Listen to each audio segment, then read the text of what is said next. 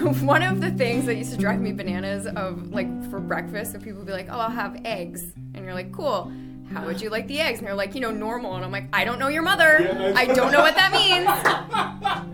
Are they yellow? Are they white with a yellow spot? Like, what do you want us to crack them open? Is it liquid? Like, do you want a raw egg? Give me some type of clue.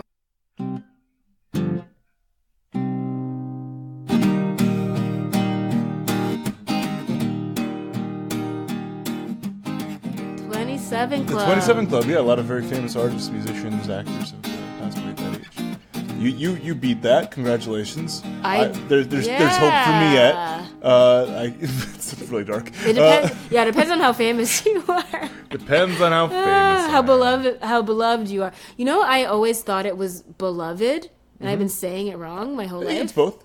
What? I got corrected the other day. I mean, beloved is probably the proper word, but like to say that you have been beloved, it sounds very that you are beloved is almost like it's got like a very nice kind of poetic jaunt to it, Yeah. Nothing wrong with that. Nothing wrong with a poetic jaunt. Nothing wrong with a little flowery language. Oh my God, this is so unrelated, but I heard today that Netflix is getting Seinfeld in 2021. Actually, I guess that's how they're competing with Disney.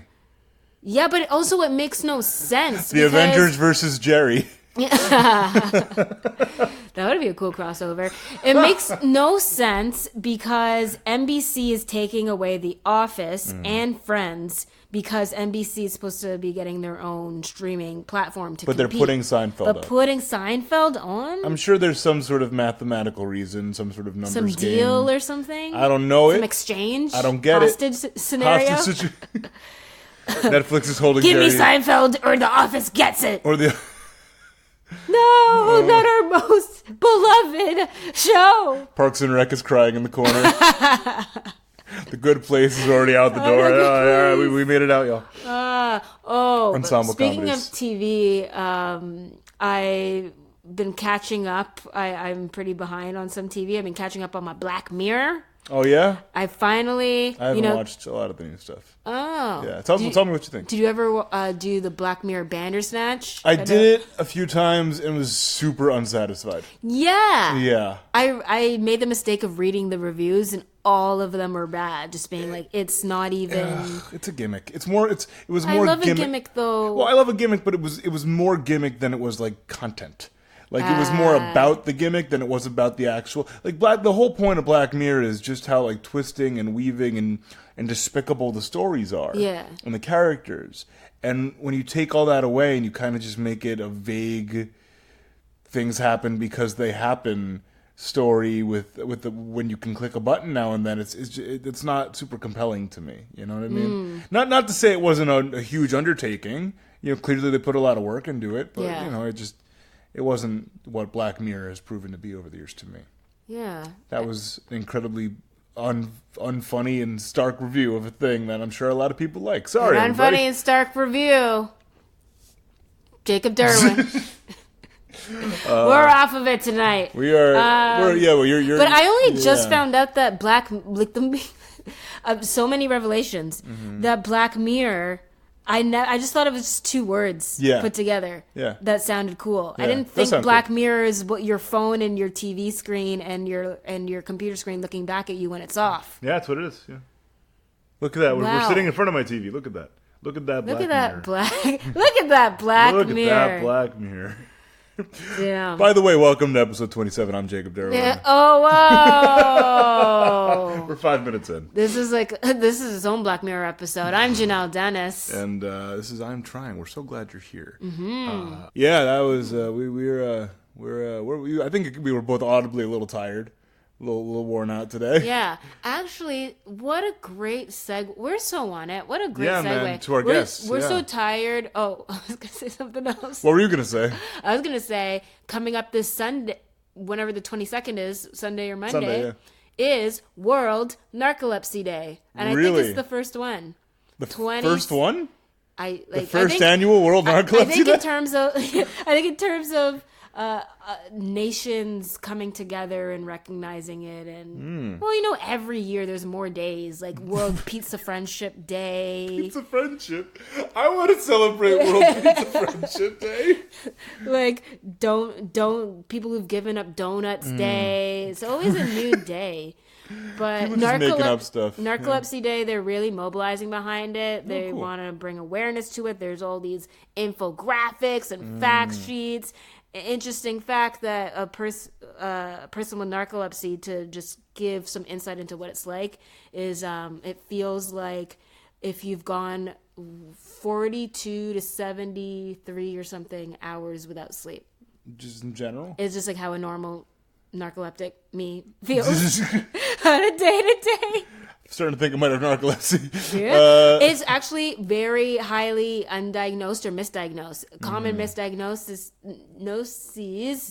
are depression. Well, and schizophrenia. And depression, I can definitely see that being a common misunderstanding. Like you just sleep all the time. I'm tired all the time. Yeah. Like, I mean, you might be depressed, you might be sad, but you also might. And narcolepsy can cause depression because if you're like, I'm sleeping all the time, I'm sleeping my life away. I'm everything not in else control in my of my life. Yeah. All right. Wow. Well, this is a very bleak and dark episode. I'm it's trying, the World War II. I'm trying as proud to represent narcoleptics everywhere with our wonderful, delightful co-host, Jhanelle Dennis. Yes. Am I the face of narcolepsy? I can't even say You are the face of narcolepsy. I reached out to Project Sleep. It's one of the big narcolepsy awareness things. I'm like, hey, I'd love to partner on something sometime. Even just like I can host something. I talk about it in my stand-up. Yeah, you do. Like a comedic take, because everyone that talks about it's so serious. And you're like, my life is so effective. I mean, it's a serious disease, but I think laughing about things helps bring even more awareness. Yeah, it's bringing awareness, and it demystifies hope, and it makes it a little less scary. Yeah. I don't know. 'Cause, I mean, I think the idea of narcolepsy to so many people is like legitimately terrifying. Like, it kind of freaks me out a little bit thinking about it. Like, I just like lose consciousness. That's not great. Yeah, it's terrifying or a joke. Well, back when I met you early on, you were telling me like, I sleep eat sometimes. Like you just wake up. Eat a lot. Yeah, you just wake up with like wrappers in your bed. I'm like, that would freak. Like, one of the reasons I don't drink is because the idea of not knowing what happened really freaks me out. Whoa. Truly. And so I didn't feel know like that was the reason. It's one of them. That seems like there's a parallel there. You need to be lucid. I need to understand what happened and why. A little bit more than just my body decided this was time for me to do this. Like, no. Oh my god, that would be such a cool plot twist, Jekyll and Hyde, Jacob Derwin, where you don't have control. Oh yeah, because that's how I feel when I sleep eat. Because I'm like, why would I want to eat? Why would I want to eat something delicious and not have any recollection or memory of it? The whole point is to enjoy the experience. There's no nutritional value in Cheez-Its, you know. If the name of this episode already wasn't fantastic, I would name it "There's no nutritional value with Cheez-Its." But it is. Oh, they're gonna say "Wake Up and Crumbs." No, that's great too. Both are good song lyrics. They are, but instead, our episode is named "Courtney Yates Has an Eggs-istential Crisis," which is fantastic because Courtney Yates is our guest on this episode. Speaking of taking care of yourself and getting help and learning how to help others and comforting and kind and somewhat medical ways. Courtney Yates, best known for her appearances on Survivor. She's a massage therapist, has been working at it for a decade, and she's starting a class now where it's called Touch Literacy, and she and her I think Natasha, her co-instructor, are teaching couples how to lovingly touch each other, lovingly massage each other. I knew where you had to. The wording I knew is where impossible. You had to linguistically go with it, and see. There's no way watching around it. You do the gymnastics around the it. Mental. Where do I? They teach each other. They teach couples how to touch each other. Put their fingers on another bodies, human being's skin, epidermis. Remember that episode of The Simpsons? Your epidermis is showing. Yeah. But yeah, I mean, it's a non-sexual thing. It is very much it can be, like she explains in the episode, if your dad is sick or uncomfortable and you want to be able to support him, if you have a friend who just needs to loosen up their shoulders, like the idea of these classes are to teach people. Touch is everything. Exactly, touch is everything, and help people understand what they can do, like the technical side of it, like how you can actually, be a good friend, be a good partner, be a good spouse or child or parent. Like it's nice. It's a really nice it's such idea. an interesting idea. Yeah. I forgot to ask this when we were with her, though, that there should, if there's a touch literacy curriculum for people accepting touch. Yeah. Because I'm so jumpy. Like, someone gets in my personal space, someone touches me, I'm like, whoa! She does mention in the episode, like, how, some people maybe who are abused or a lot of people who have maybe just different brain waves, that touch for them is a more sensitive, alarming thing. Yeah, right. I have friends and family members who, when they're touched, they jump back. They're just like, don't touch me, please. Yeah. Not because it's you. It's just because, like, in general. Yeah. And so this could be a really incredible way to maybe learn how to get past that barrier. Who knows? She's very good at what she does, and she's a very very, very lovely person. So it's cool. Courtney. This is a cool chat. This is a cool one. I like this one a lot. Yeah. And she touched our hearts. She touched our hearts. Courtney Yates touched our hearts.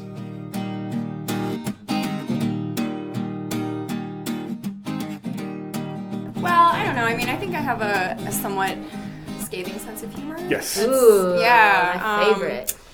But through that, I sort of change things from being horrible into being funny. Sure. And so that's sort of where I live as like a human.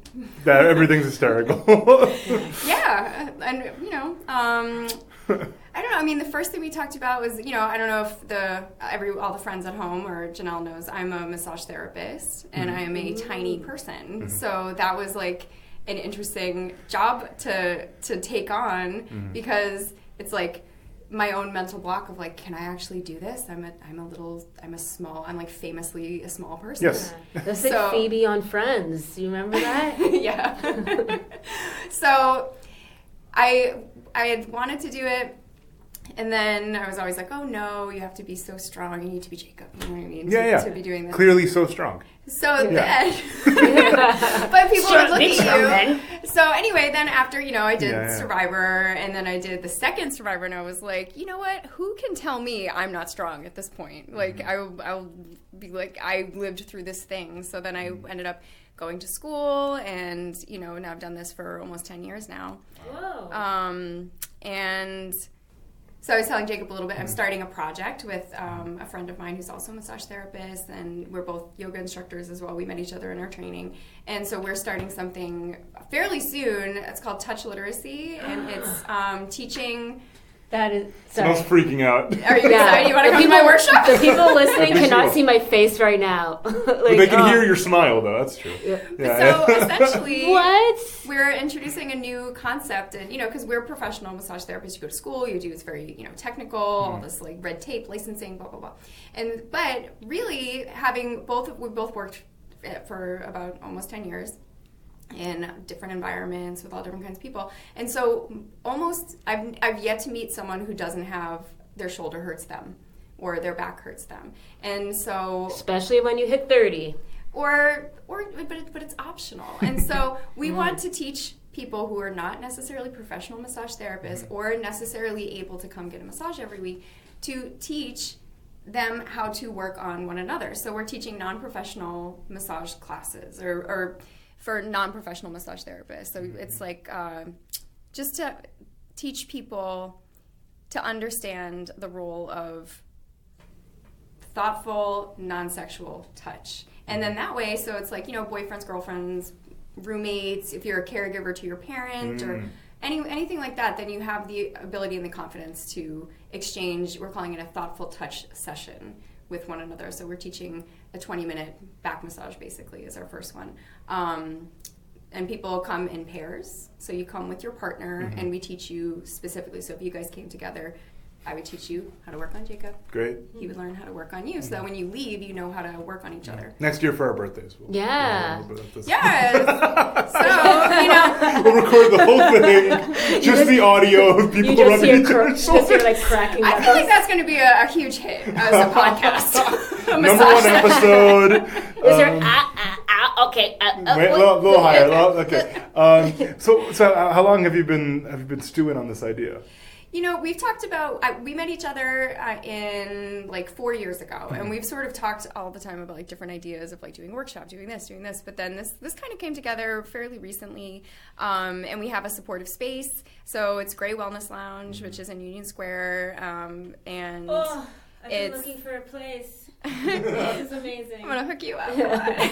Business cards, anybody? So we have this really great supportive space that's very inclusive and really has space for creativity, because it's a little bit outside the box as far as something that people have ideas about. It's either massage is sexual, or it's you have to have a license, or you have to have this, and it's and I was actually a little inspired by my brother and sister-in-law, because I visit them, and of course everywhere I go people want me to massage them, and I'm like, why don't I just teach you guys how to work on each other, because I don't come over that often. There's 2 of you. Give me a break. And I work on a lot of I have clients that are husbands and wives and things like that, so I'm like, instead of giving someone a fish, let me teach you how to fish.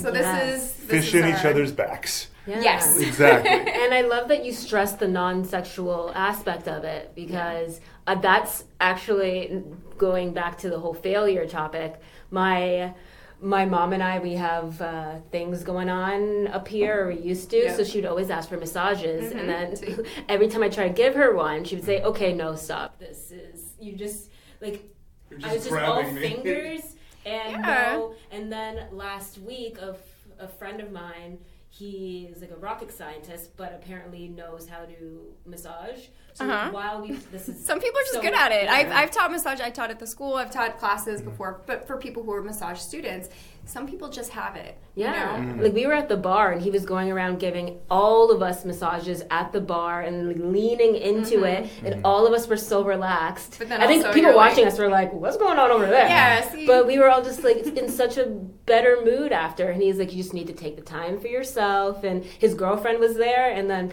I asked her, I'm like, is it okay if I get a massage from your boyfriend? Is this going to be weird? Because he's really into it with everybody. And she's like, yeah, it's not like that. I'm like, oh, okay. Yeah. So I think that this is a really important thing. Most people are, touch deprived, touch starved. And you have, everyone is dying of stress diseases or suffering from stress illnesses. And it's this is something, if you learn how to do it, then you have unlimited access to de-stressing anyone that you care about. Yeah. Whoa, that's a superpower. It's a panacea.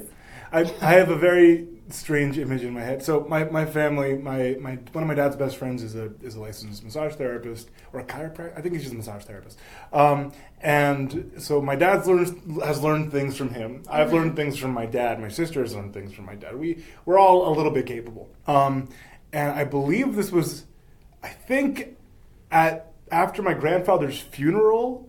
In the fall, I think that's when this was. I have an image of my dad's friend pulling his massage table out of his car in the street and laying it out, and my sister laying face down on the massage table, on the where we live on a corner, on the corner, in the street with my dad standing there, and me just looking out the window, what is happening? Is she also dead? What happened? God! What is going on?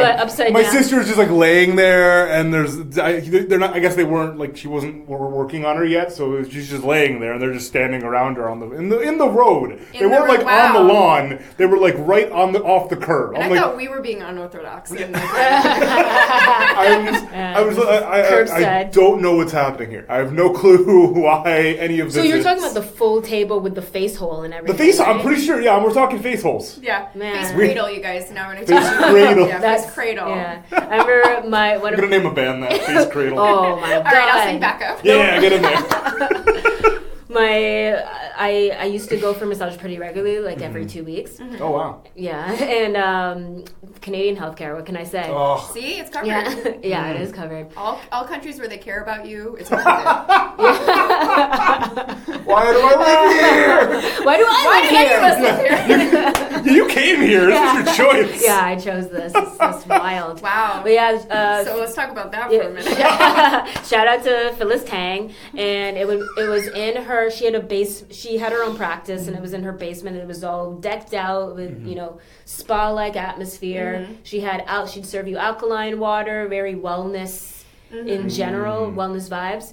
So I remember one of my favorite things getting massaged there was looking through the face cradle and seeing her puppy just sitting underneath, looking up at me. That's like a bonus. She should charge extra. She's like, do you want the puppy add-on, or shall I take the puppy away from you? Well, that's what she gets you. The puppy's in the lounge, in the lobby with you, waiting with you. You're like, yeah, I want to keep. What, you're gonna take the puppy away? She's like $20 extra. Oh wait, it was in Canada. Flip me a toonie. We'll be all right. That's a great business model. Yeah, a toonie for a puppy. Yeah, I'm into it. I know Canadian financial language. Oh yeah, you know toonie. I really didn't know what you were talking about immediately, but I put it together. Context clues. So you've been stewing on this for a bit. You've been known her for 4 years. So it's a business. That must be a slightly new venture for you, right? It's different because we're technicians, so we work on clients, right? But now we're moving into independent education, I guess. So we're not really answering to anyone. I don't know, might get in trouble for but it's just it's a good idea. We're gonna see where it goes. So our first workshop is the 21st, so it's a week from Saturday, and then stay tuned. September 21st. Yeah. No, we can advertise that then. Yeah. Sure. Come to the thing. Come to my thing. Go to my Instagram. It's my name, Courtney Yates. Yeah. And we'll say it at the end too. Yeah. So it's myself and Natasha, and then we came up with this idea. We're going to try it out, and we're going to figure out if we need to fine tune anything. But it should be an ongoing series, so it's pretty exciting. Because it's I have to ask because it's on brand. What are you worried about going into this brand new world? It's interesting because I have experience teaching people massage. It's like a weird thing to try to explain and we're calling it touch literacy because it's not like the legal profession of massage, but we're teaching people how to understand the language of thoughtful touch, which is sort of dying out as everyone lives on a screen, and you don't read a book. You're not holding a book. You're swiping on a page.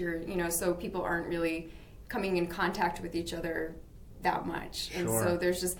And even teaching people who want to be massage therapists, it's like, how do you verbalize something that is nonverbal? But you have to translate it from touch into a word and then back into what you're trying to explain. Yeah, it's one thing to be good at massage therapy. It's another to explain massage therapy. Yeah, to explain a tactile sensation. So and also too, I've worked as a therapist for a long time. It's like people are like, humans do not know how to verbalize what they want. They're just like.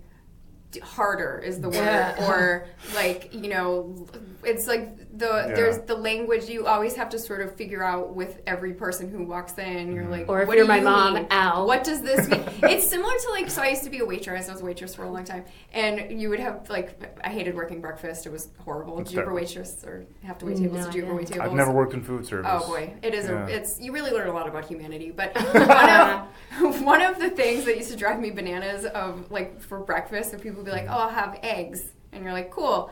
How would you like the eggs? And they're like, normal. And I'm like, I don't know your mother. I don't know what that means. Are they yellow? Are they white with a yellow spot? What do you want us to crack them open? Is it liquid? Do you want a raw egg? Give me some type of clue. There is a million ways to make it. And I'm like, So it's like I would have this existential crisis where I'm like, I can't talk to humans about how they want their eggs. This is so I was like, I can't work breakfast. Oh my God. But that's a little bit like what happens with massage, because it's you have to ask people, but they don't know, and they don't know how to say it, and they don't know what they mean. It hurts here, but I'm like, right, but that's not where that's coming from. Let me try to explain it, and then they're like, I don't know what you're talking about.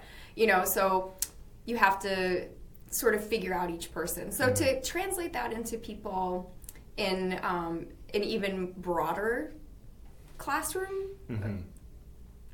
Because, massage has a diverse crowd coming to do it, but then, also, who knows who's going to turn up? True. I'm definitely going to turn up, I'll tell you that. Maybe not that day. I have to see if I'm going to be around, in the country. But what I'm so curious about is, so you mentioned touch literacy. One of and I don't think I've ever really talked about this out loud, so... Here we go. Here we go. We're getting into it. Yeah. I feel like we need a little logo or something. Yes, that's what Jhanelle, come on. On brand with this, one of my biggest fears, or something that I always used to feel I was really bad at, that I'm always trying to work on, is in a relationship, how to give a loving touch, a comforting touch. Literally what because we're doing. That's the whole point. I didn't, my mom loves me so much, but it's pretty much the repertoire was hug, hand on the back, that's it.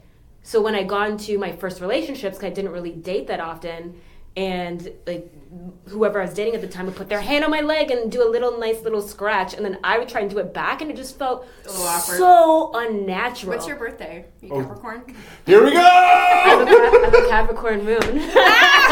There it is! But I felt like a robot learning how to interact with a human. Being yes. there. But a lot of people are like that. Do I rub the knuckle? Yeah. Does the human like the knuckle rub? No, I look like such a creep on the subway when couples are holding each other and rub, when someone's rubbing the other person's back. I'm watching me oh, okay, so you just rub and you're wiping down a windshield.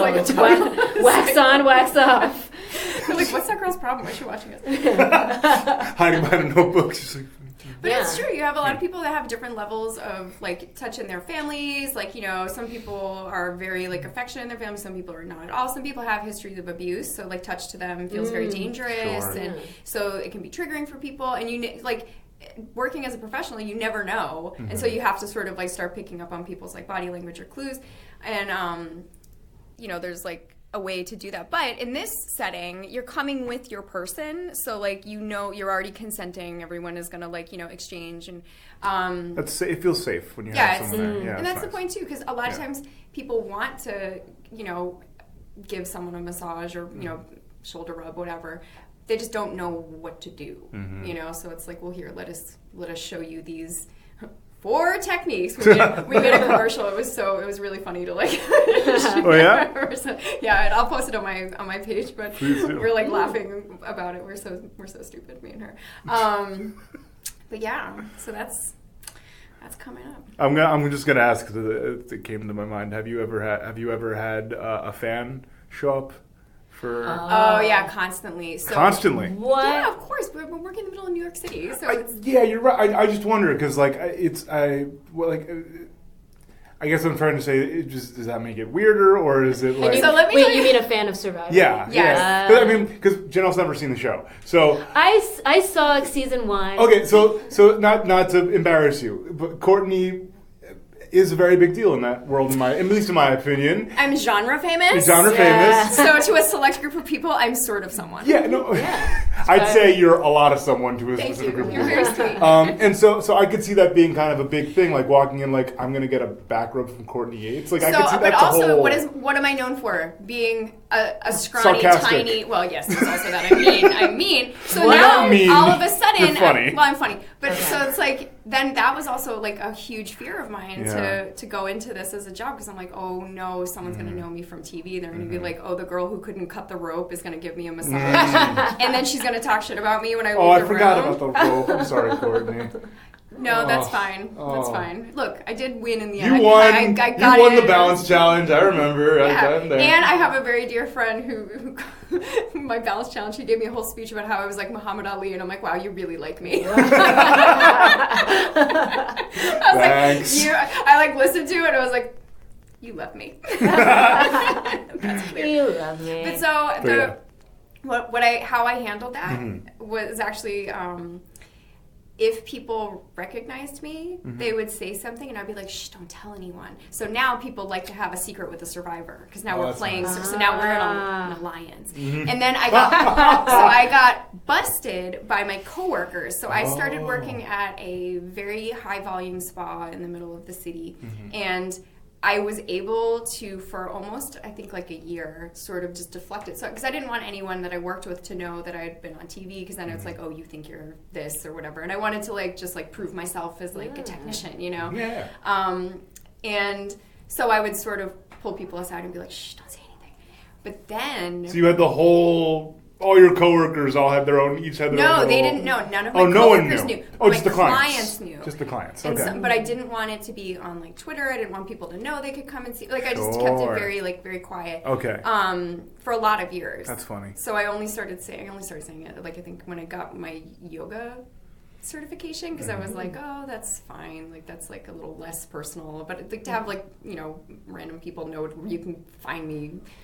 I didn't like that. No, that's the thing. It's like it's one thing to get like meet and greet. Yeah, well, it's one thing to have a class. You know what I mean? Yeah. Like, we come. Oh, that person. That's cool. Okay, we'll take a class with her. It's another to be in a room alone with you. You know what I mean? That's a whole different thing. Especially as a small woman, and there's massage, there's implication. It's changed over the years, but even especially in the beginning. But so one day, the day I got busted, so I worked with there was probably like 8 massage therapists working, and we would have groups come in. So there was a group of housewives from Long Island somewhere, and they were all having champagne because it was someone's birthday or something. And so I'm very punctual, so I was there first to pick up my guests, but we're all picking up these 8 ladies at the same time, and then we drop them off at the same time.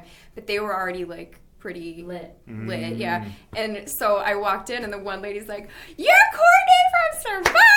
And I was like, "Oh no!" And it's the worst when they're excited about that, because even the people that don't know, they're like, "Oh, wait, who's TV?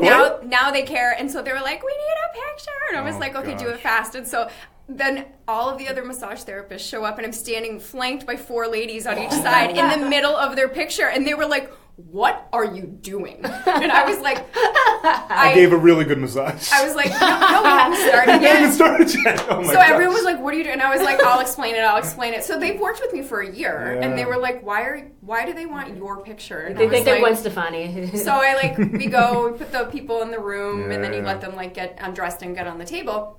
So all of me and my therapist were all standing in the hallway, and they were like, "What is going on?" And I was like, "Look, I was on this TV show. It was a while ago, and they were like, "What?" And I was like, "Yeah, I was on Survivor," and they were like, "Excuse me?" What? That's usually how that goes. So weird. Yeah. And I was like, "I know." And then we have to go do an hour massage, everybody, and then we come out, and they're like, "Do you want to explain yourself, young lady? What the, you know?" And then of course all the do you eat bugs? Did you go outside? Did you have to go to the bathroom outside? And I was like, was it real? Yeah. That was my first question for Jacob, and then I've been busting him ever since. Oh yeah. Totally. Well, I don't know. Was it? Don't real? Tell them. How real was it? Thank God it's Survivor and not Bad Girls Club or some of those other reality shows that... My plan was Bad Girls Club. That was the initial Survivor's plan. Your backup. Yeah. Some people they audition for The Amazing Race and they end up on Survivor. Yeah. I auditioned for Bad Girls Club. And then they moved you over, That's the loss for Bad Girls Club. Yeah, honestly. Jacob came in I'm not here to make friends. I've already told you that's a Survivor quote. Yeah. No, that's Bad Girls Club stole it. It's Kelly Wigglesworth originally. Oh, really? Mm-hmm. Oh, wow. Yeah. Wow. I'm not here to make friends. I'm here to win. That's Kelly. Yeah. Well, anyways. Whoopsie daisies. I usually get if people if they don't know immediately, they're like, "Were you on something?" And I'll wait just to see what they say, and they'll be like, "Were you on Project Runway?" And I'm like, "Oh, that's nice." No, it's much worse. I don't know. Maybe I thought you were one of the models. I don't know. Yeah, some of those. I actually, though, weirdly, I did used to model, and then I was friends with a girl who we did hair shows together, and it was the same group of girls, so we would every month go somewhere.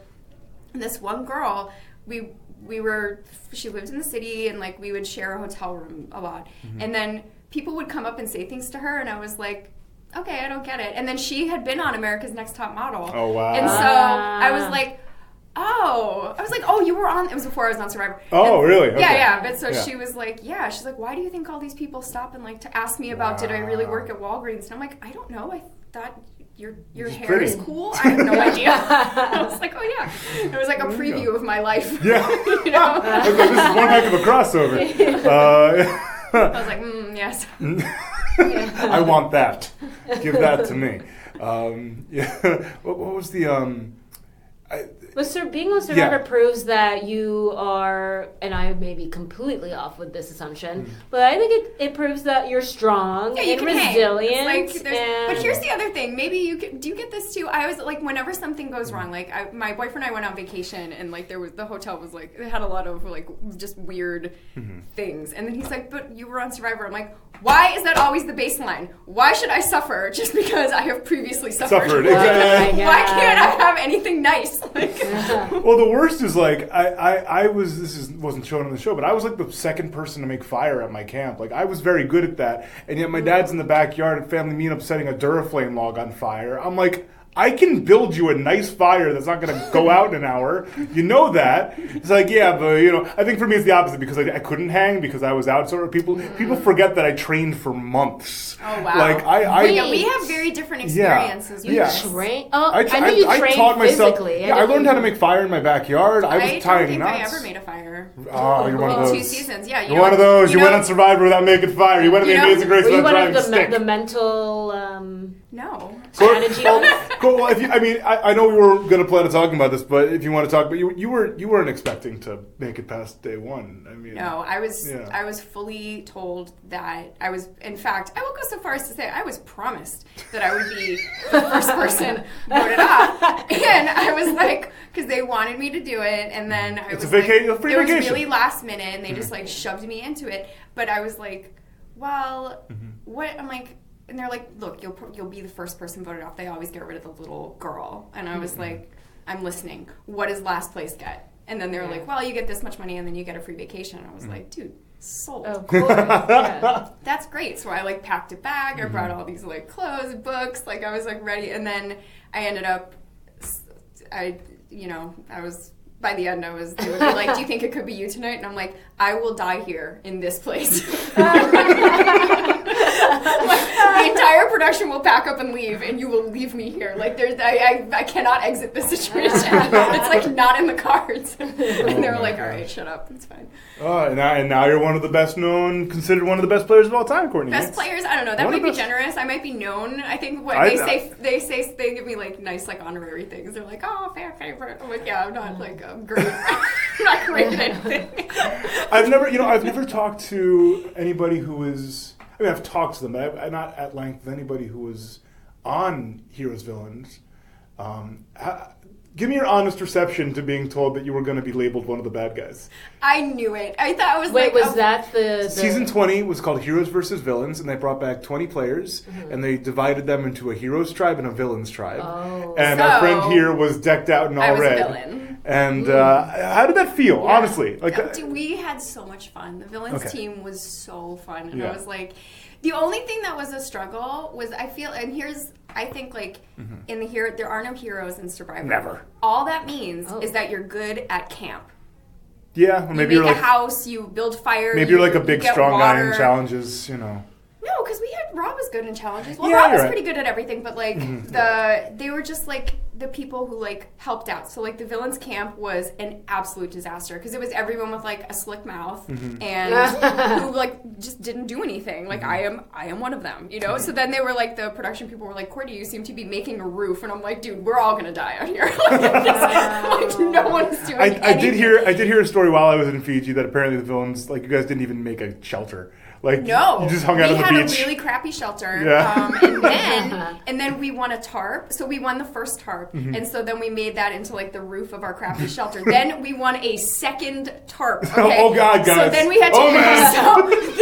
But the second tarp that we got, the first one was like a Survivor-looking prop. It was like army green with like holes in it, and it was old. And then the second one was from the Sears sponsored challenge. It was like it was a blue painting tarp. Mm-hmm. So we put a piece of rope between two trees, and we threw that thing over like Charlie Brown, and I don't know if it ever was aired because it was so ugly. They hated us. They were like, "Can you guys do something?" And we're like, "Absolutely not." Yeah. So then they came up. They're like, "Oh, a tree's gonna fall on you," and we're like, "You're lying. It's not. Like, we're not moving this thing." And that would not happen until season 37 when they had to evacuate because trees were falling. Yeah, and then we also had one of our own players buried our machete, which is how you make a fire to begin with. So we were self-sabotaged, and then they were trying to make it into a thing, but no one cared because nobody actually built fire anyway. So like Jeff, the host, he's like, "But don't you guys realize this is what?" And we're like, "We're the villains. We don't do anything anyway. We'll just starve to death.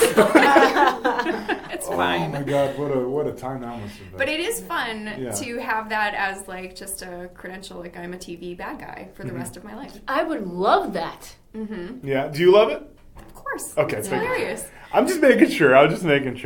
Because how would you like? It's funny to like tell people because they're like, "Oh, you run Survivor." I'm like, "Yeah, blah blah, yeah."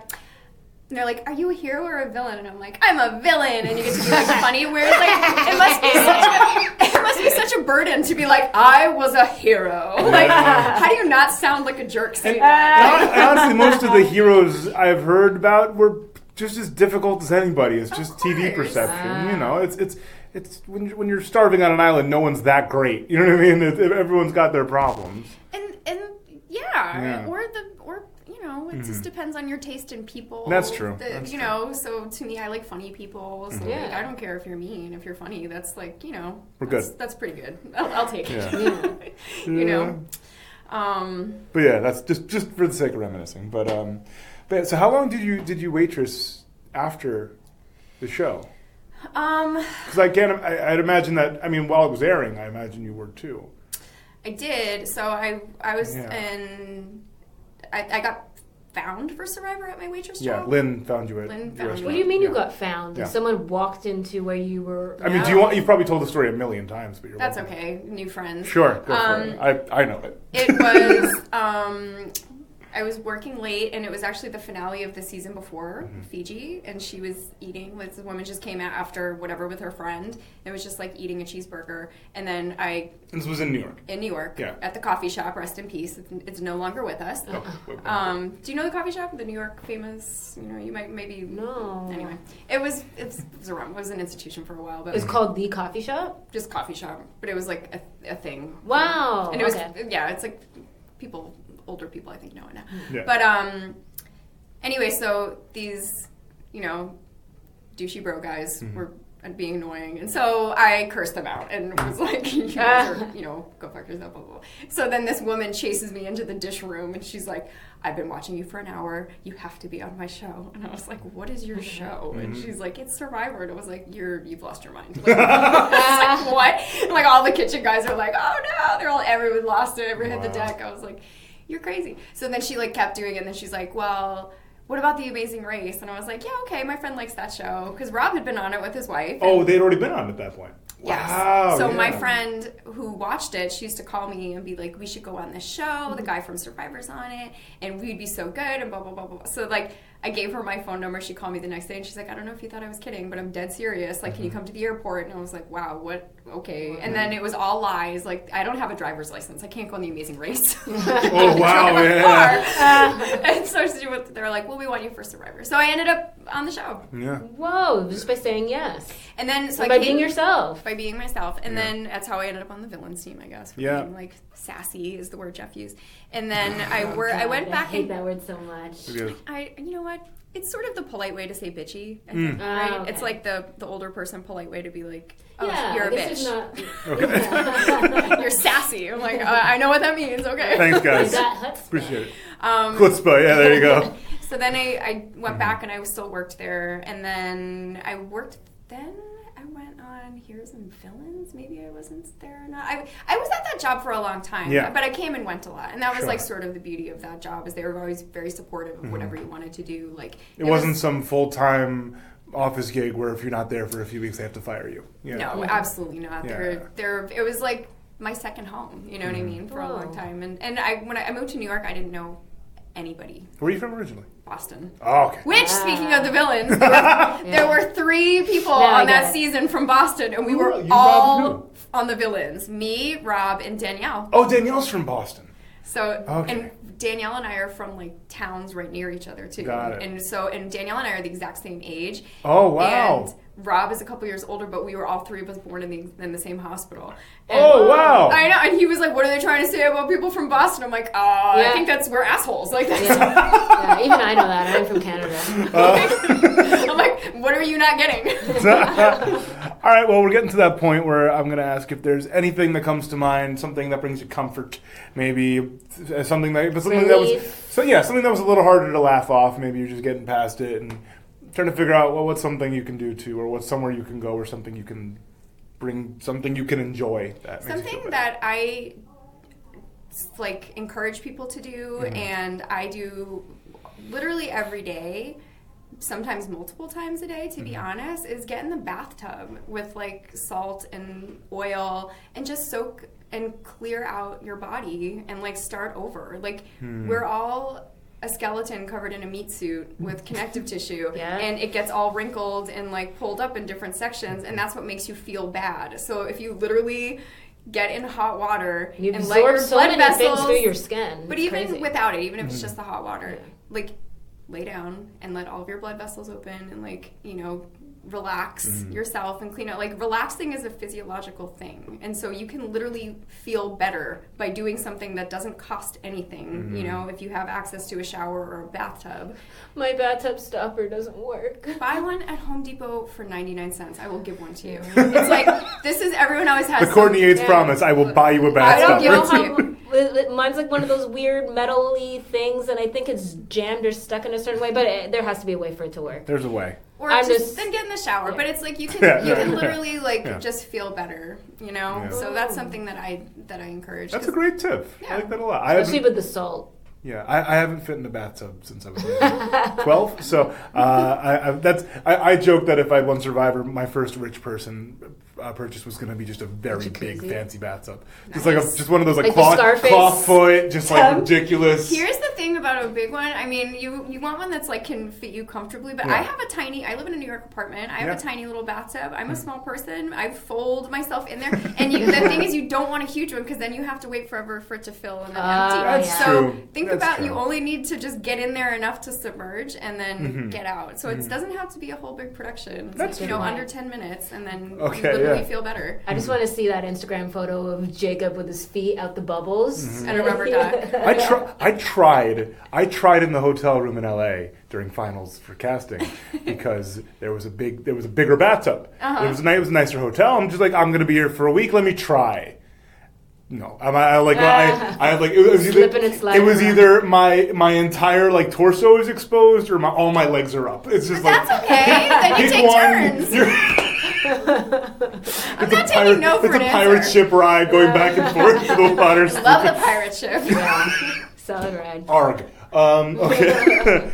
Anything else that comes to mind that you want to share or whatever, man? Well, here's another one that's a tip for other people that hit me. That I learned from a friend. If you are like sad, you should go to like a perfume store or like a scent store, and then you go around and you just like, you know, scent is the scent memory. Scent memory. Yeah, sure. So find something that makes you feel happy, and then you don't even have to buy it. You can they'll give you a sample, and then you literally have something in your pocket that makes you happy when you smell it. I was like, that is literally the smartest thing. This is a very smart person who told me that, and I was like, wow. Whoa. I was like, that's really thoughtful and genius, and like that's sweet. That's really nice. So everyone else can use that one too. I love that. I do love. One of my favorite places in the world is the Brooklyn Botanic Garden. They have a scent garden. It's a little It's a little section of the garden that's just all like the cool smelling stuff, all the herbs and flowers. It's delightful. It's truly wonderful. I mean, I'm not going to pick the flowers, but it's still, in terms of the smell being a happy thing, I'm right there with you. Wow. Why do you think I have so many candles? I have so many candles. Yeah, I am a candles person. I sent a picture. I love that. I sent a picture to Yankee. So I worked in the preschool classroom my first year, and we used some of the recyclables from a Yankee Candle box to make a project. And I sent a picture to Yankee Candle on Twitter, and they sent me 5 huge free candles, all stuff I never would have bought myself. And I'm like, oh, now I guess I'm into beach candles now, and that's just who I am, and no one can stop me. Yeah. Isn't there another stress relieving thing I've heard where you can massage in between your thumb and your forefinger? That's large intestine 4. It's a clearing point, and there's one on your foot too, liver 3, between the big toe and the second toe. You should come to my class. Yeah, you were just a wealth of knowledge. I'm sold. Actually, in our video, I was like, we have a lot of information, or I was like, I have a lot of information, and the guy shooting it was like, that's really sort of arrogant. I'm like, I stand by my statement. I have a lot of information. I'm like, I've been doing this for a decade. I'm literally not even trying to be like that. I'm like, you should come to my class. I'm definitely coming. Yeah. Follow Courtney on Twitter and Instagram at Courtney Yates to find out more about her upcoming touch literacy courses, the first of which is this Saturday, the 21st, in New York City. And if you enjoyed the show, tell a friend. And please leave us a review on iTunes. It helps word about the show spread like that warm, tingly feeling when you get a nice, good massage. I like that one a lot. And of course, make sure you're subscribed to easily download new episodes. I'm Trying is hosted, edited, produced, and scored by Jhanelle Dennis and me, Jacob Derwin. Our cover art was created by the fabulous Sammy Kappa. See more of her work at sammykappa.com. That's SAMICAPPA.com. And you can follow the show on Twitter and Instagram at ImTryingShow. And if you want, you can also follow us individually at Jhanelle Dennis and Jacob Derwin. If you've screwed up or embarrassed yourself and are looking for help or pity, reach out to us on Twitter or email at ImTryingShow@gmail.com, and our team of crisis experts. It's us. We'll be more than happy to assist you. Well, reasonably happy. Yeah. Well, no, thank you so much for listening. And in the words of Depeche Mode, reach out and touch faith. Faith. I thought it was me this whole time. I feel so embarrassed. There are worse things to get wrong.